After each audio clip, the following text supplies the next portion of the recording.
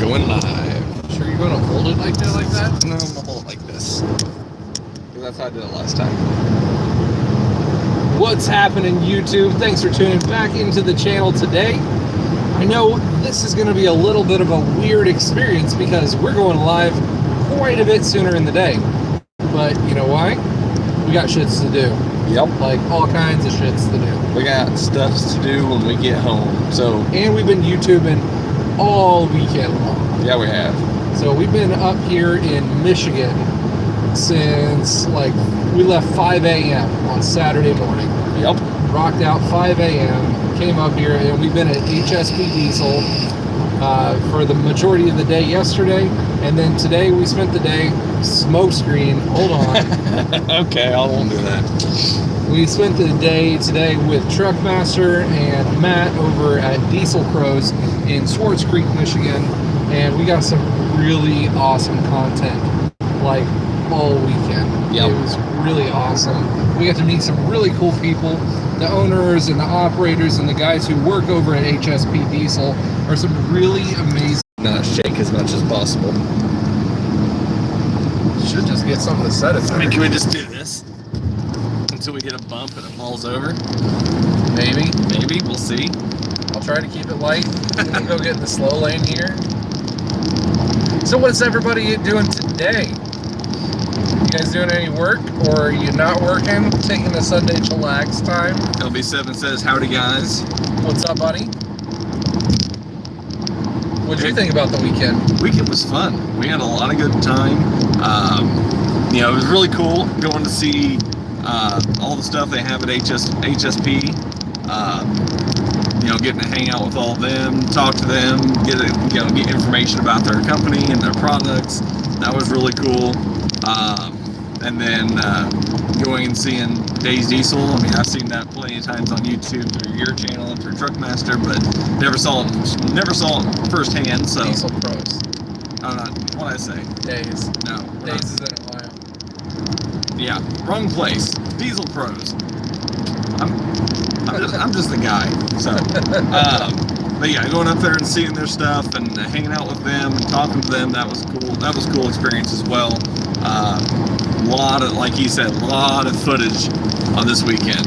So one of the really cool things that I'm sure a lot of the tool heads will also enjoy is it wasn't an all diesel weekend.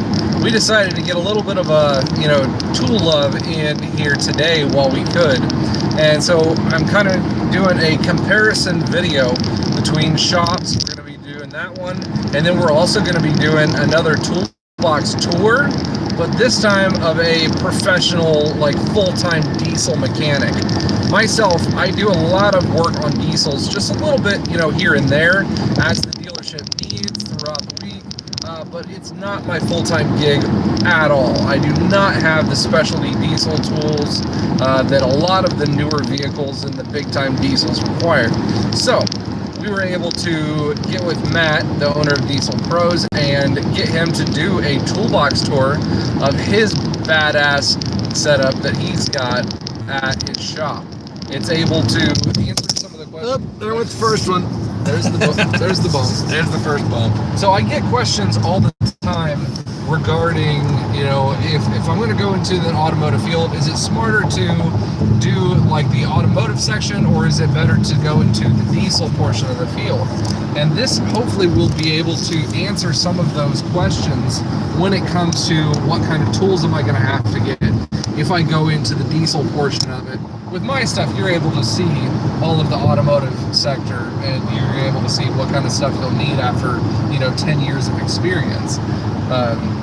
Matt is a really smart guy, younger guy, 21, 22 years old, and he owns his own diesel shop, and it's a legit amazing diesel shop.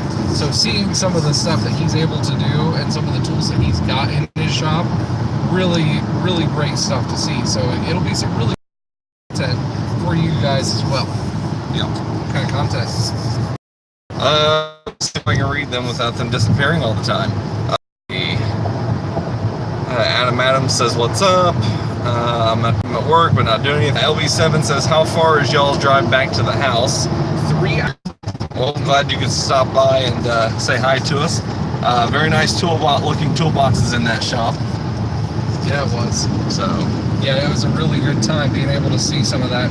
Matt is also adding on to his shop, so it's really cool to see the difference in the building that he has was built in the like early 1920s, I believe it was. Yeah, I think that's what he said. you can see part of that peeking out. Like He's got, so on his shop, if you look at the front of it, he's got like metal on the front of the shop, but up where the overhang for the roof is, you can see part of the existing building still there peeking out, and it's like old barn wood looking stuff. Oh yeah, the stuff in the ground on top of that. Oh yeah. Seeing this old building being used from the 1920s for modern day diesel shop, it's really cool. He's also added on to his shop on top of that because he's just inundated, overwhelmed with so much work, which is kind of, he's by no means in any kind of a busy area of the state.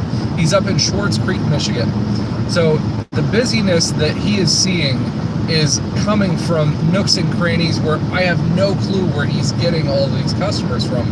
But the amount of customer work that he is getting at his shop is nuts. He is pulling in at least 2 tickets a day per technician. He's got more technicians in his shop than we do at our dealership. Now, granted, our dealership is a small dealership.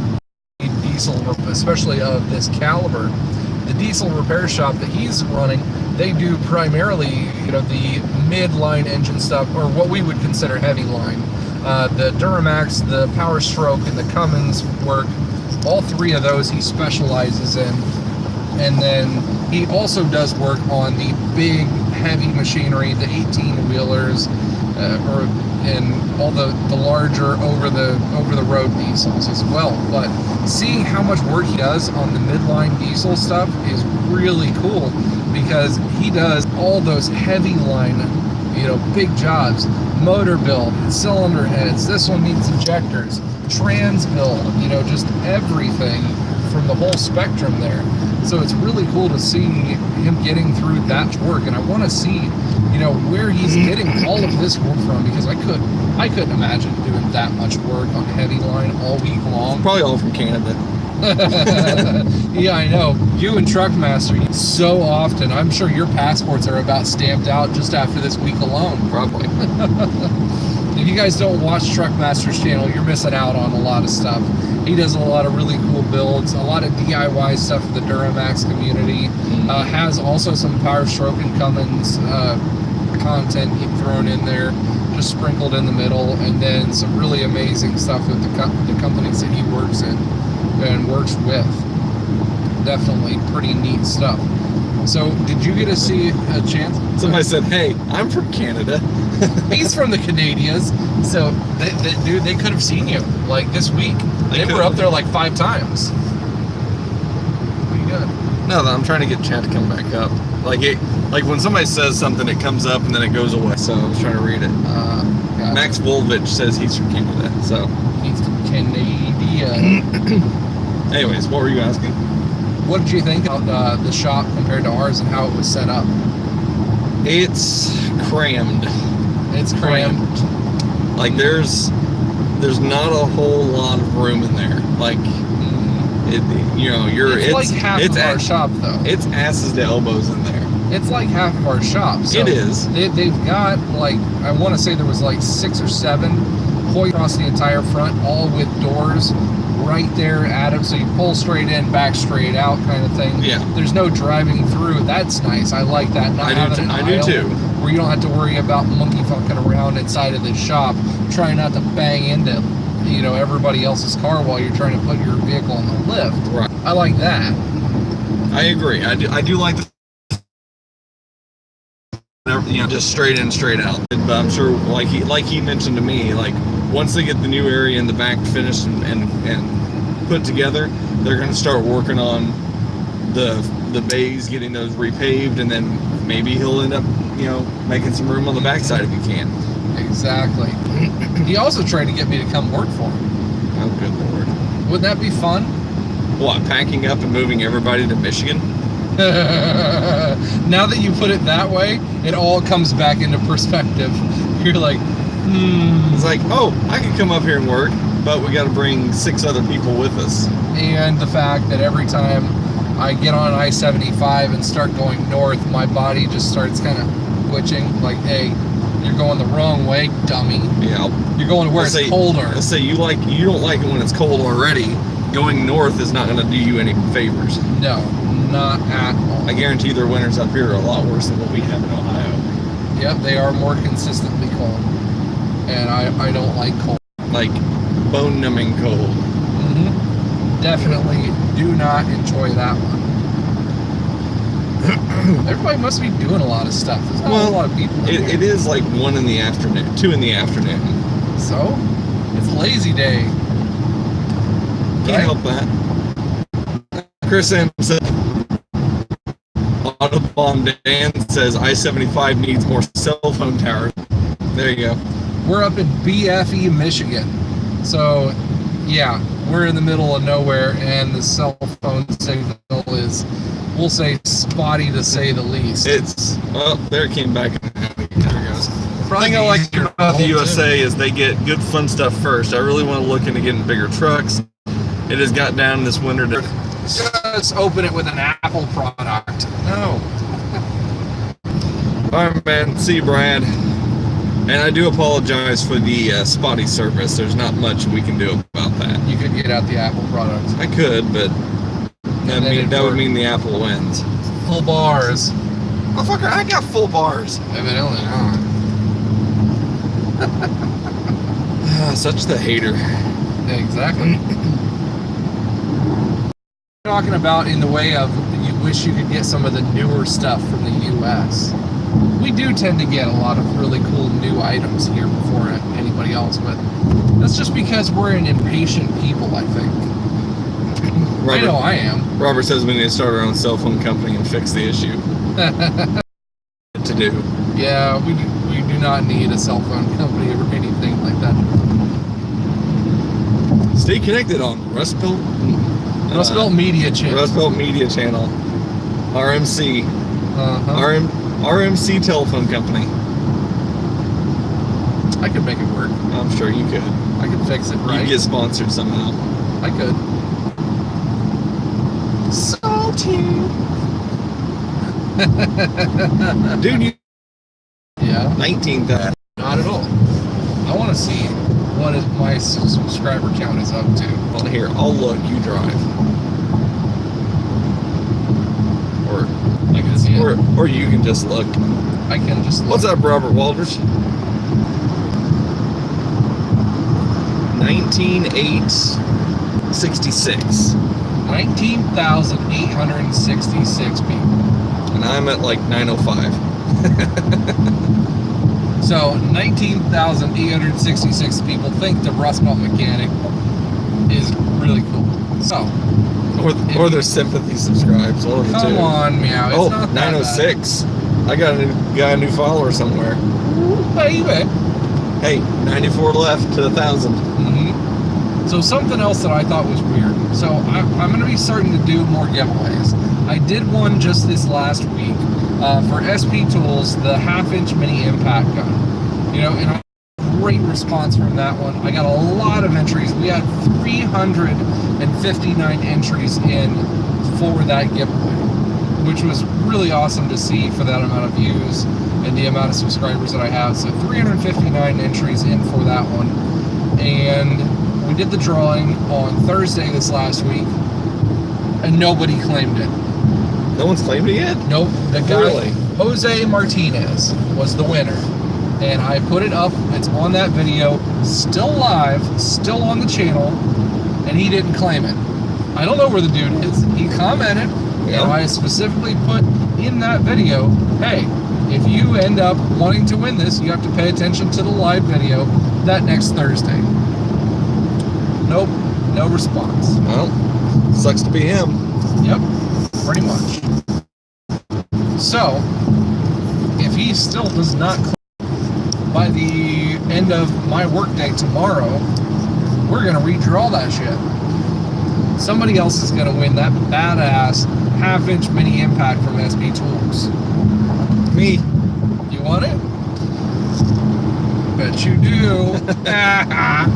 Actually, I don't. I like my Milwaukee. It would sit in the drawer with my other half-inch impact that I don't use. Yeah, but that one's so much tinier. I don't know. I wish I had the availability to use it for like a crank bolt or something like that more often, just to be able to get the full use out of the micro impact. Do you want me to, when I put that Durango back together, you want me to let you use it? Yeah, that would be kind of cool. So that's what I'll be doing tomorrow. There we go. So I'm half tempted to like somehow drag that Durango over to my bay. Why? I don't know, so I don't have to walk all the way across the shop when I need shit. But put everything. You have a tool cart, right? Yeah. You need on a tool. I know, that's what I did the first time. It sounds horrible. It was terrible. So terrible. It was terrible. So terrible. T-E-R-B-U-L. Terrible. Robert Waters says the small air impacts are handy when you need one. Mm-hmm. And Audubon Dan says I'm 1/20th of you. 1/20th, huh? Subscriber wise. Yep. Yes, Audubon Dan, I know. I am not to the caliber of the Rust Belt.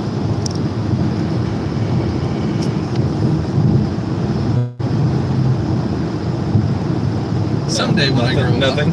Just shut up. I was waiting on us. I was waiting for a freaking 1/20th joke. Yeah. I mean, you said it, so whatever. No, Audubon Dan. You emphasized it. We'll put it that way. You'll have that. Yep, you will. So yeah, we're gonna be doing. If Jose Martinez does not claim his prize, then we're gonna do a drawing for it again tomorrow. Now, how do you think we should go about that? Should we do another live stream and draw another random name from that thing, and just see who it says and give them 2 or 3 days to see, or should we do a live stream and keep drawing until somebody in the live stream wins? Well, either way, you have a potential for someone immediately winning. Yep. And immediately claiming it. The potential, yeah. So, no, I get that. I think it's silly that people put in for these to be able to win these prizes and they don't claim it. No, Andy, we're not driving a Hellcat home. We are driving a Charger home, but it's not a Hellcat. No. I wish it was a Hellcat. I really do. 20K Hellcat. Yep, 20K Hellcat. One could only hope. But it's not happening. 100K Hellcat. If I could jump up to that in no time, yeah, that'd be the way to go. There you go, guys. Hashtag 100K Hellcat. Make it happen. If we can get to 100K by next week, I'll buy a Hellcat. How about this? 100K by the end of the year.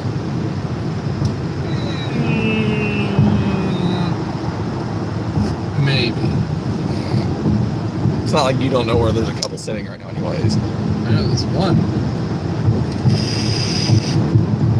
I know there's one nice one that I'd love that. We need 100K followers, and we need about 44,000 in super chat. So go ahead and make that happen, guys. Jump on it. I would make content on that all day, every day. I'd run a whole tank of gas through it like every day for a week. 20K live. Mm-hmm. You can get 20,000 followers on a live stream. Yeah. Uh-huh. Now, that would be you. Of, that would be a live stream of you getting the Hellcat. Yeah. You'd have 20K followers on that. Mm-hmm. At 3 a.m. Now for the upcoming impending 20,000 subscriber count, which is coming up very soon. If you guys get some more buddies to hop on the bandwagon and get to 20K, we're going to do a bigger giveaway than the SP Tools Mini Impact. Do we get to give suggestions on what it is? Nice. That was cool. Yeah, it is. Do we get to give hints on what it is? I don't even know if I know what it is. I've given enough hints on it. Do I know what it is? I don't know. Probably. You've used it. I've used it? Uh-huh. Is that? Yep. ding. Stop. It's just gonna dent. Yep. No. No more. But it's way cooler and bigger than the 1/2-inch mini impact. Is it your slide hammer? I'm not saying nothing.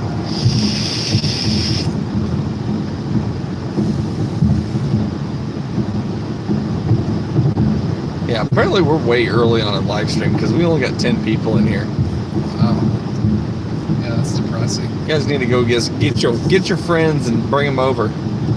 Jonathan says it's a toolbox. It's a toolbox? No. It's not that big yet. I wish it could be. But unfortunately, no. Say Robert said toolbox would be hard to ship. Yeah. And he has no friends. And I have no friends. I mean, it happens. We only have 2 hours and 37 more minutes worth of driving to do. Yeah, I'm sure we can live stream that long, right? We could try to. Audubon Dan says, gotta get to Walmart before it turns into a zoo. Don't complain. You just want to leave. It's okay. How long we been doing the chats?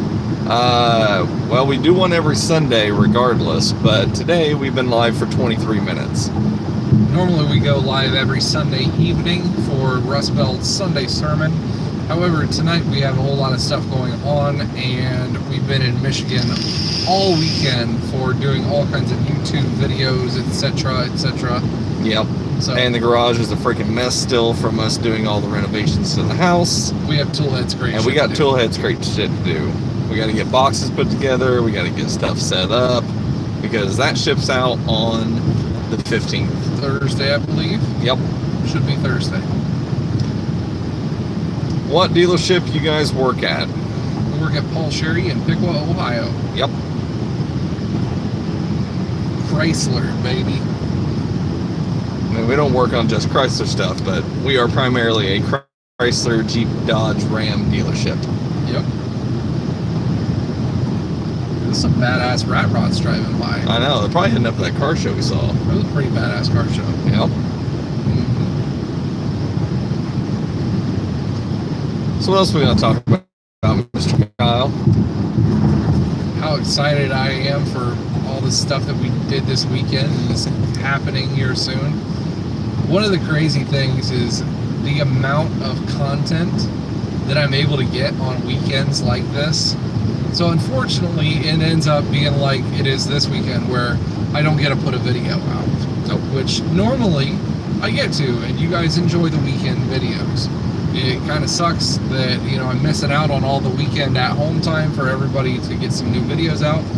But at the same time, I get so much content off of entire weekend trips like this that we're able to do some extra sprinkled in videos for the next 2 weeks. So do we want to give a hint to the 11 people that are in here and the masses that will watch this later of why we went to Michigan? Sure. I'll say not just to go to HSP and talk to them, but for the other reason. And before we say that, how many 5.7 camshaft failures come through? And used to be a lot. How about the 2014 Ram 5.7 ping under load while driving? Sorry, you drive a Hemi. Is that what I had to work on? Yeah. The reason I had to work on it? Also, if you put anything less than premium fuel in a Hemi, you're going to get more of that ping. The lifters are the primary. It sounds like a sewing machine or something like that, ticking away.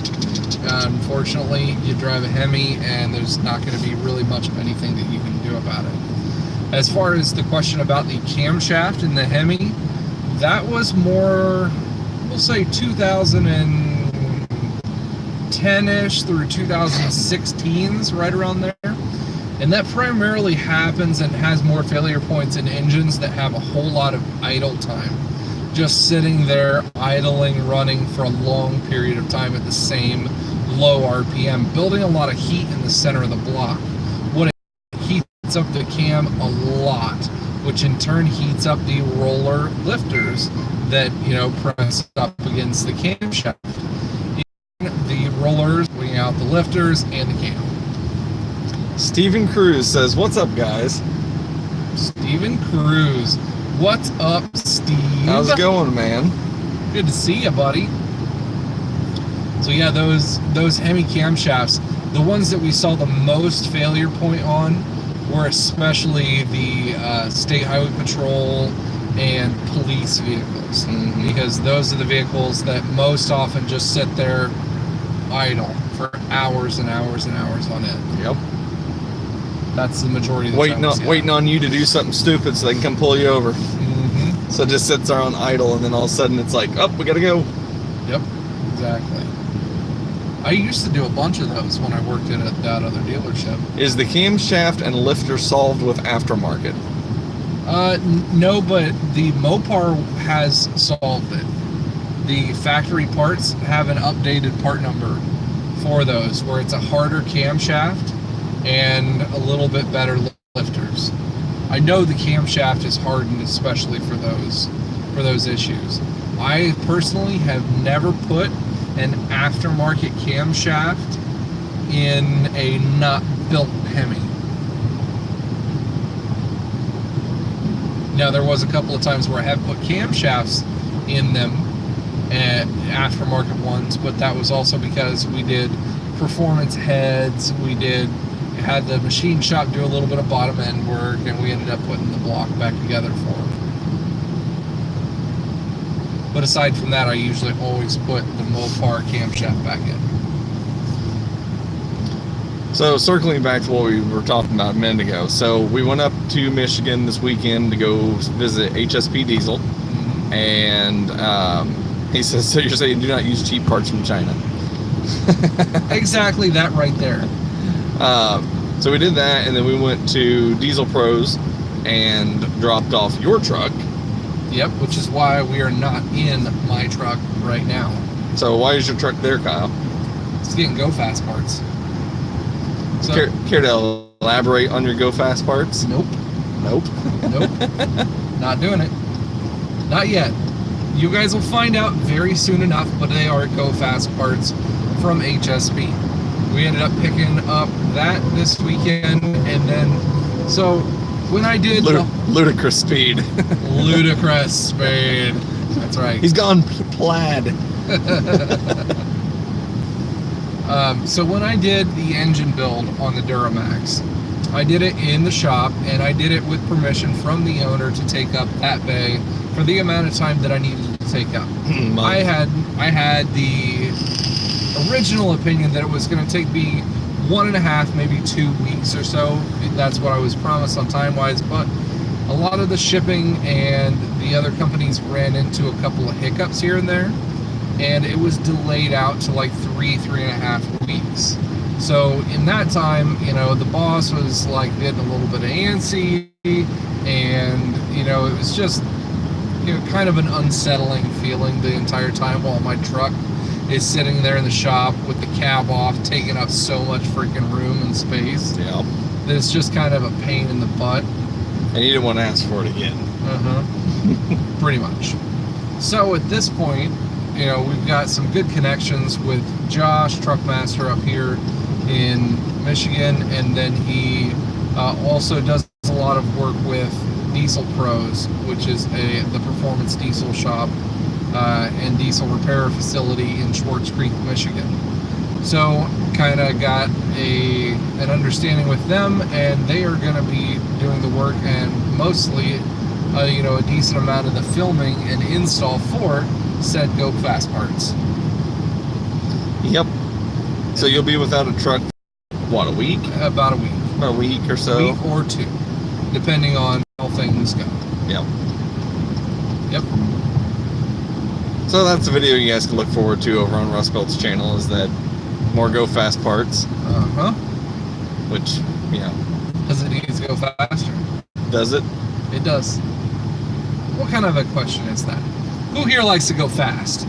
Everybody likes Go Fast parts. Everybody likes Go Fast parts. See? They are necessary. Yes.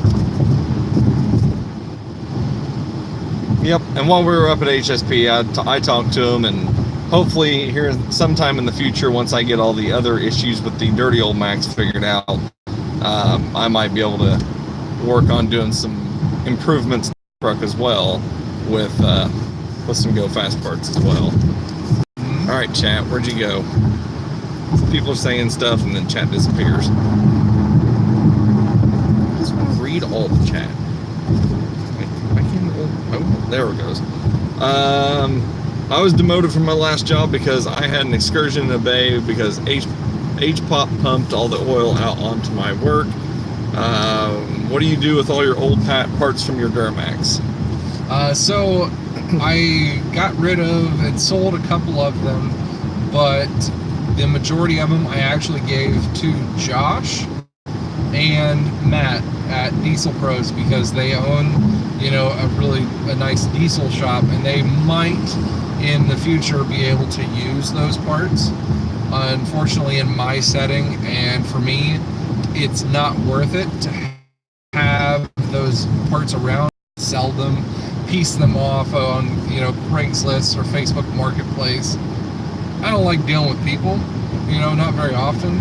So having to deal with all that kind of stuff doesn't interest me at all. I'd rather just throw it in the trash. Nathan almost says, "What's going on?" What's up, Nate? And somebody said something else, and once again, chat's gone. So surprise. Maybe I should just pull it. There you go. I'll just pull There's a genius.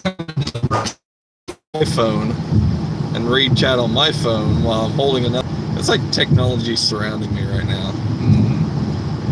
Let's see, where is it at? There's your chat. There it is. You always come off as a people person, though. I try to as much as I can. I guess my problem with people is dumb people. So the majority of people are not the smartest peoples. A lot of the ones that I've had to deal with in the past, especially on Craigslist and Facebook Marketplace, I get really dumb questions right up front for the style of things that I like to sell. Tools, parts, car stuff, truck stuff. And I don't have the capability of sitting and listening to the dumb questions that, all right, I listed this air intake box or whatever from the Duramax, and I get stupid emails or questions saying, will this fit a 2007 Dodge? Yep, sure will. Yep, go ahead. Come and pick it up. Go pick it up, buy it, and funds. Yeah, that's the kind of stuff that I want to avoid. Jonathan says, I see stupid people. That's right. All the time. They're everywhere.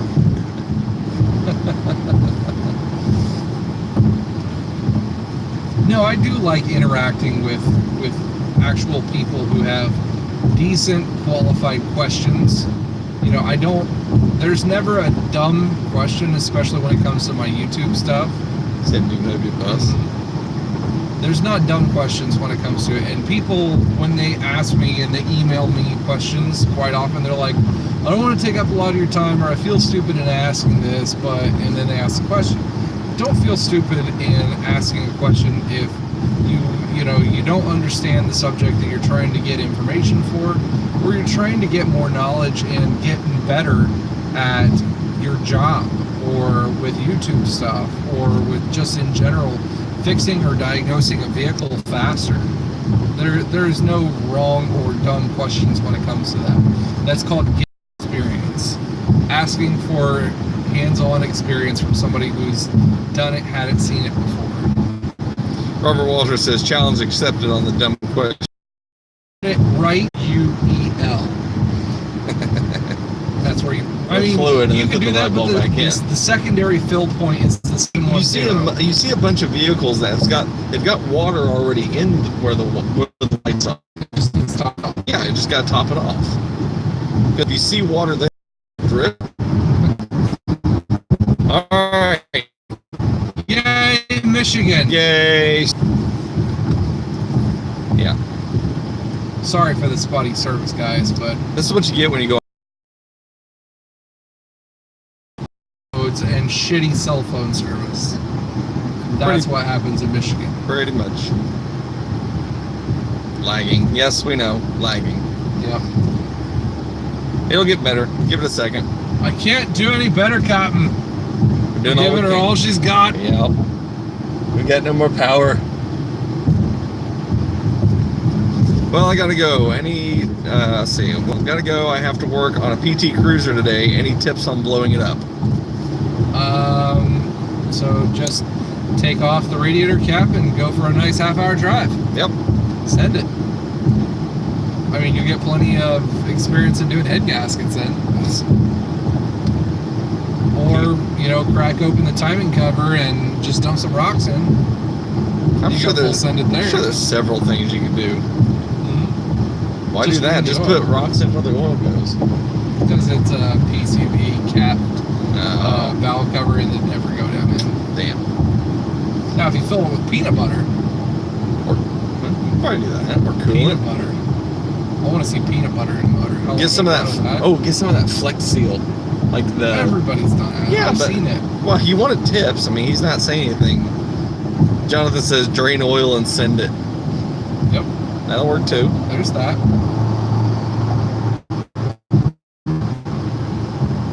Skidoo. That's what we need. Yep. Oh, well, we're 39 minutes in, Mr. Kyle. What are we going to talk about next? Where we want for lunch? I don't know. Food. Getting hungry. Nathan Como says use dynamite. There's that. I mean, that's just straight up.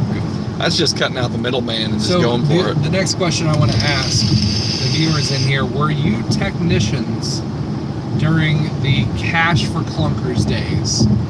I remember those. If you don't remember what that was, Cash for Clunkers back in like 2000, I want to say it was like 2009-ish area, maybe even 2010.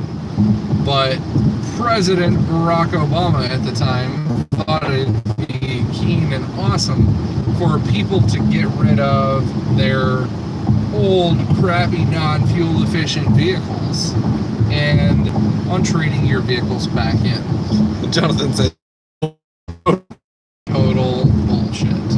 Legit. How many vehicles did that decent vehicles? A lot. Just in this small dealership that we had some little old lady bring in her 1972 Cadillac whatever, DeVille or something like that. And this thing was pristine, had like 40,000 miles on it, and traded in.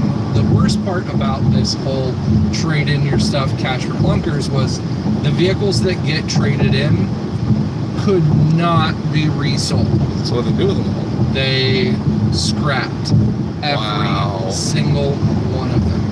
The requirement on that was every single VIN number that was traded in was required to be destroyed. Now, because they were destroyed, you were also not able to resell any of the parts that came off of those vehicles. For every infraction that was proven against a facility that these were traded in was a $10,000 fine. That's crazy. So not only could you not resell the vehicle, you couldn't take any parts off of said vehicle to resell or use for, say, your own car. Does that include like junkyards and stuff too? Exactly. There were only certain junkyards that were selected to be the receivers for a lot of this scrap and everything. So as the receiving dealers of these Cash for Clunkers vehicles, we were supposed to do a certain line of services to these junk vehicles. We had to drain the oil, drain the coolant, drain the transmission fluid, drain all the systems out. Then we had to put the cap back on to the oil and trans fluid, and we had to pour in this sodium something sulfate solution into the engine and transmission, the main two powertrain components. Yeah. And then we had to push it out of the stall, run the vehicle, start it, and run it for 10 minutes. Wow. And make it run for 10 minutes or until the vehicle stopped running. That's crazy. Yep. Yeah, Nathan says in PA the techs had to blow the motors, transmissions, and differentials. Mm-hmm. Yep, you had to drain out the fluid on everything and put this sodium something solution in. What'd that pay? I want to say it was like... what was flat rate time on blowing an engine? I want to say it was like 1.7 or or something like that, flat rate time. Well, I forget what it came out to, but the government paid those dealerships the certain amount for trading them in and destroying them. Andy says used washer fluid here in Chicago. Viscosity of the oils and the transmission fluids and stuff to make it fail. Supposed to score all of the fancy bearings and cylinder walls. Gotcha. And not lubricate anything. So did you have to pull them outside, or were you able to, like, You were supposed to do. You were supposed to push them out to those places, start the vehicle in that place, run it for 10 minutes, shut it off, and I don't remember if you had to pull the battery, if it was the junkyard's job to pull the battery. One of the two, I forget. But you had to do that, pull it out there. Well, us as technicians, what are you going to do? I'm going to start that thing up in my stall, back it out of the stall, or sit there and redline it. That's exactly what happened. Now, out of those used junk vehicles, which ones do you think lasted the longest? Ours? Mopar ones? No. Nope. Lasted. They definitely were not the ones Well, that I lasted mean, considering that longest. someone said that Hondas would not die even with no oil or engine and with liquid glass in it. Hondas were pretty good. They lasted pretty long. Amazingly enough, the ones that would not die were... Give me a choice of 3. Make it a multiple choice. Okay. So, you either had the Ford Explorer, the Chevy Tahoe, or the Nissan Cruise. Or not Cruise, but Nissan Pathfinder. Those were three pretty popular ones. Tahoe. It was not the Tahoe. It was not the Nissan. Really? It was a Ford? The ones that lasted the longest in our dealership were the Ford freaking Exploders. Because those 4-liter engines that were in them, they were set up and they were so ragged out and loose anyways. Even all the heat and all the scoring and the lack of lubrication wasn't enough to expand the metal in it to get those motors to lock up. Wow. That's kind of impressive. Those motors were so loose anyways. I mean, how often have you seen a freaking Ford Explorer knocking? Like, every single one of them? Mm-hmm. How many times have you seen a Ford Explorer with a totally locked up motor? Not very often. You see them knocking their freaking socks off over and over and over forever. Yeah. But they didn't lock up. That's what happened. Roman says, "What's up?" and he calls BS on that. That's legit. Exactly what happened in our dealership. I don't know what happened in yours or your guys' stuff, but that is the ones that lasted the longest in our dealership. Dano's Toolbox says, "Hello, brothers and sisters. How's things going today?" And hello, Captain Ron and Russ Milton. What's up, Dano? What's up, man? We are driving back home from a long weekend in the Michigan. Yep. Not getting a ticket this time. I don't know. There's a cop right there. Yep, not yet. Can you get a ticket for live streaming and driving at the same time? I'm not holding a live streaming device. This is true. I'm doing all the work. I'm doing all that. I'm just driving. You're just driving and talking.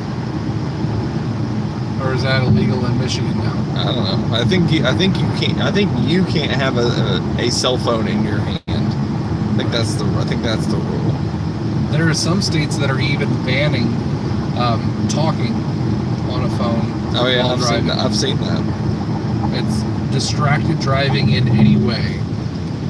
And I'm like I remember when they used to like crack down on that. They were like, you have to use a hands-free device of some type, whether it be your Uconnect system or Bluetooth or something like that. You can't have a phone up to your ear.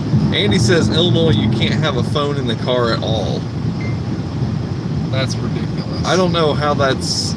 It's called communism. That, yeah, I mean, if you own a cell phone, what are you going to do? Strap it to the roof of your car and drive? I think it's just not allowed to be either on or out of a bag. I can see that. It's like a firearm where you have to have it locked up in the trunk. Do you have to start having a license for concealed carry for your phone? You have to have a license for a concealed cell phone. Jonathan says, we had wrecked cars when titles came in. We drained fluids, pulled fuses and relays, prepped for scrap on Saturdays. Yep. We pulled relays out of all the ones, too. And fuses. That's why I've got so many spare fuses still left over from the freaking Cash for Clunkers time. Oh, is that where those came from? Yep, that's where those all came from. Yep.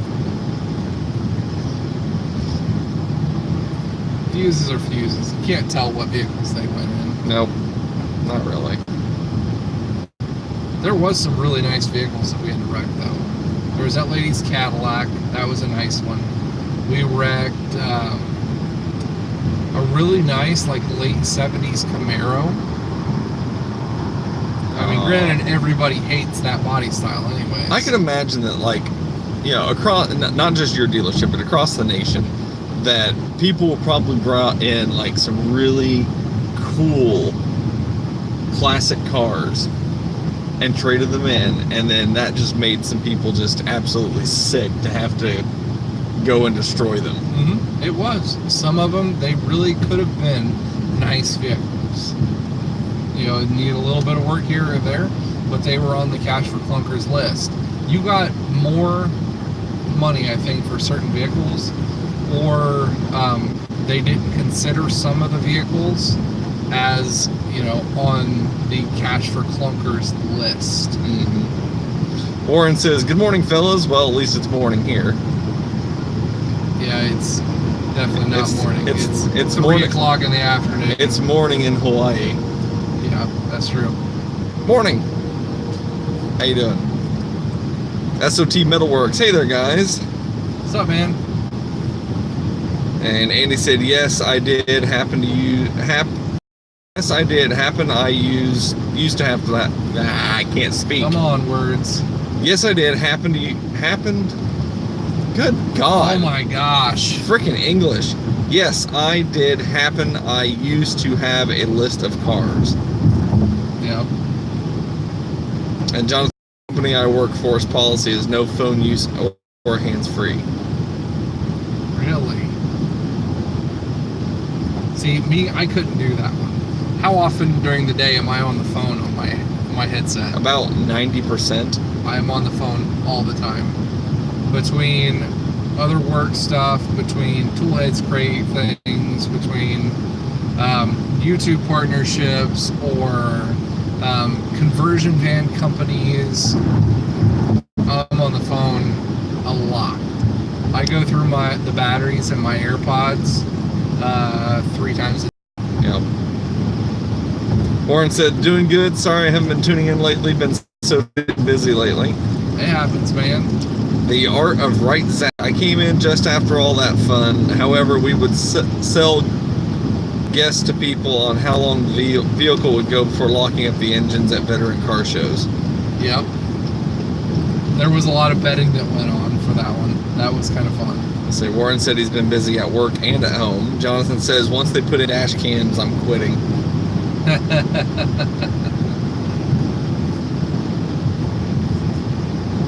Can't trust anyone anymore. Nope.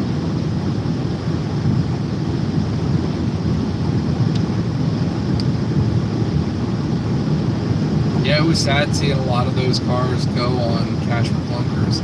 But I think the worst part that I thought about that, how bad it hurt the economy in the U.S., they thought that this would help the economy so much. Because, you know, everybody was getting rid of these old clunkers. It was saving them from so many repair bills. We were also giving them up to $7,000 towards a brand new vehicle that had to have been within so much miles per gallon in, you know, for that estimation. That was going to be my next question, is like, when they traded the vehicle in, you had to buy a certain vehicle. That's what I was gonna say. Did you have And like a those list of certain vehicles? Yes, they had to get a certain miles per gallon. Was what it had to be. It had to be considered in their fuel efficient category. So you couldn't buy a Camaro SS. Right. Yeah, you couldn't buy a Challenger. It wouldn't work for that. It'd be like, trade in this, you get a 200 or something like that. At that time, the ones that we had were the Chrysler Sebring. At the time, I don't think the 200 was out yet. So you had the Sebring. Town and Country. The Town and Countries weren't on the list.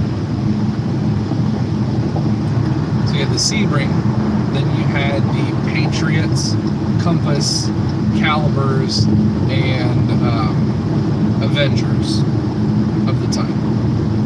Gotcha. That was pretty much the vehicles we had.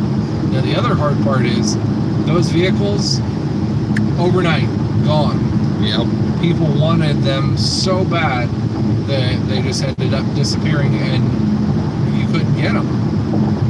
You really couldn't. The dealership on top of that was giving a big incentive on, the government was giving $7,000. The dealership, hey, said, we'll match that. We'll get $5,000 or $6,000 off on this new vehicle. So then all of a sudden, we'll say a baseline Jeep Compass or Patriot or something like that was like $22,000, $23,000 at the time. After the discounts and everything, this brand new vehicle is $9,000. Pretty much. $9,000 for a brand new vehicle in 2010. Insane right there. Just a little bit. Yep, absolutely nuts. But their intent on that one was to have people that would lose their, junk cars, how much they were spending on fuel, how bad they were for the environment, and all this other kind of crap. They didn't realize some of the backhanded items that would end up hurting the economy even worse. One that was the worst one hit was the scrap industry. The scrap metal at that time, prior to that, was actually really good. We were getting quite a good amount of, on the return of scrap metal. So it probably tanked, didn't it? Immediately, and it never came back. Prior to that happening, say, because at our shop we recycle and scrap a lot of the rotors that we take off of the vehicle we do brakes off of. Yep. And at the time, we were getting $2 to $2.25 per rotor. Now we get like $1. No. 75 cents. No. 50 cents. We get roughly 50 cents per rotor on our scrap trade-in. That's crazy. Yeah. It's ridiculous. I think the most that we've gotten since then is like 75 or 85 cents per rotor. It absolutely tanked the whole scrap industry. Yeah. Daniel's Toolbox says, sorry, I gotta run. Have a great day, everyone. Later, Captain Ron and Rust Belt. Gotta go make some tool porn. Tools, baby. I made some tool porn today. Yep. Gotta have to go home and edit it, though. So you guys are gonna get sprinkled with all kinds of cool goodies and videos from this whole weekend. I think I ended up getting 4 or 5 videos of content this weekend. I got one. You got one? Yay! I wasn't here to do videos though. I was here to. You could have. I mean, I did, but I did the one, which that'll be in it. That's good enough for right now. But that was more transportation of another vehicle and camera guy.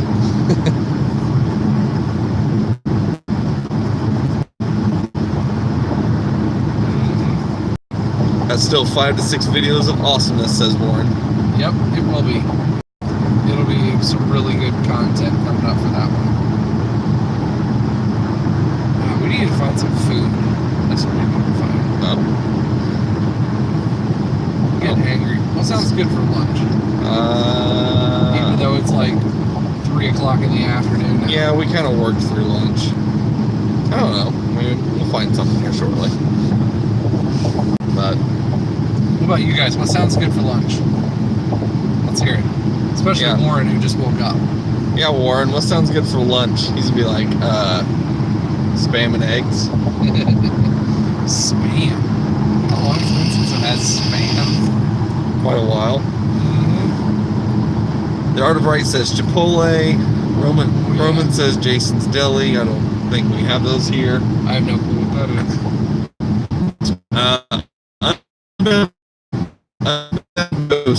Affect horsepower and torque compared to stock or lowering it.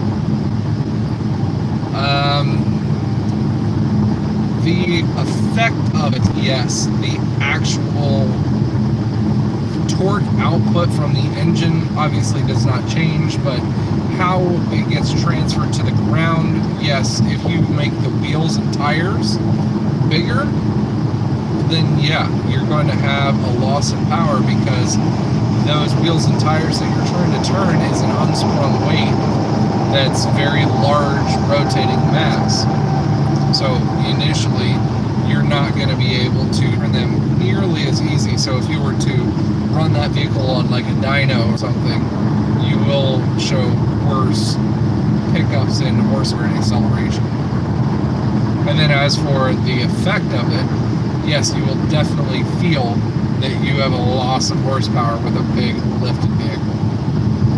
Warren says, you guys see the new Snap-on boxes with LEDs built into the tops? I just saw them today. The power USBs and the LED strip across the whole front. So when you open up the drawer, the LED light comes on and shines down in the drawer. That's pretty awesome. Yes, it is. Everyday Fleet Tech. Just got home. Hope you all are well. What's up, Everyday Fleet Tech? Warren says, epic boxes, lights turn on whenever you open a drawer so it lights up the tools. Yep. That would be pretty sick. Yeah, it would be. Better call Snappy. Be like, hey, can I get an add-on? Is there an app for that? They have the magnet one. Yeah, Unbound Ghost says, oh, okay. Thank you very much, Mr. Rustbelt. Yep.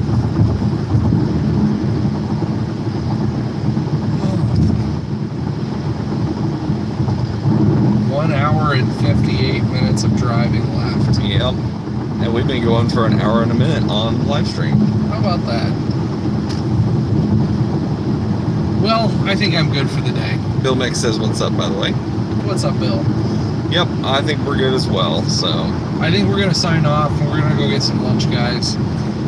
We had this live stream here during the day because we're not going to be able to do it this evening. We're going to be busy. So if you guys still do have questions or anything like that, feel free to email them or send them over to me at therustbeltmechanic@gmail.com or hit me up on Instagram, etc., etc. And before we go, like we said, Rust Belt's going to have about 4 or 5 videos coming out with what we got content-wise this weekend. I've got a couple videos that I'm going to be putting out hopefully this week. One of them from HSP Diesel, where we were at this weekend, and I've got another one coming up with a possible solution to YouTube's live streaming issue of multiple people since they got rid of Google Hangouts on Air. So I will be working on that this weekend, or not this weekend, but this coming week. Hopefully have that out midweek. You already shot it. Technically I shot it and I put it in the wrong file format, so I've got to redo it, but that's okay. Things happen. Mm-hmm. You live and you learn. So, if you guys haven't checked out my channel, please go over and do so. I'm really close to 1,000 subscribers. I'd love to push to get myself there. Once we're at 1,000, we're going to be doing a giveaway. Make sure you go check out mine. Captain Ron is the channel. That's right. Spread love. Get the channels out there to all your friends. Make sure you hit the like button while you're at it, and hit the share button. Share it across some social media, because the sooner Rust Belt Mechanic gets to 20,000 subscribers, the sooner we are going to do a gigantic, amazing giveaway. Biggest one the channel's ever seen. Yep. So make sure you guys spread the word about his channel. Make sure you spread the word about my channel. Also, go make sure you spread the word about Truckmaster, because he was also very kind for us to come up and hang out with him this weekend. So make sure you go check him out as well. And Toolhead's Crate. Make sure you guys go check out Toolhead's Crate if you haven't done that as well. $35.99 a month gets you some cool tools in the mail every single month. And anybody else we want to plug? Ooh, there goes the ZR1. ZR1, lighten it up. Let's see if I can get it real quick. He's way too small. He's gone. I can't do it, so. All right, guys. Well, we're gonna take off. Thanks for tuning in. I appreciate it, buddy. And you guys stay awesome. That's right. You better stay awesome. Now if I can hit the button to live. Push the button. I'm pushing it. It's pushing it too many times, apparently. Yes.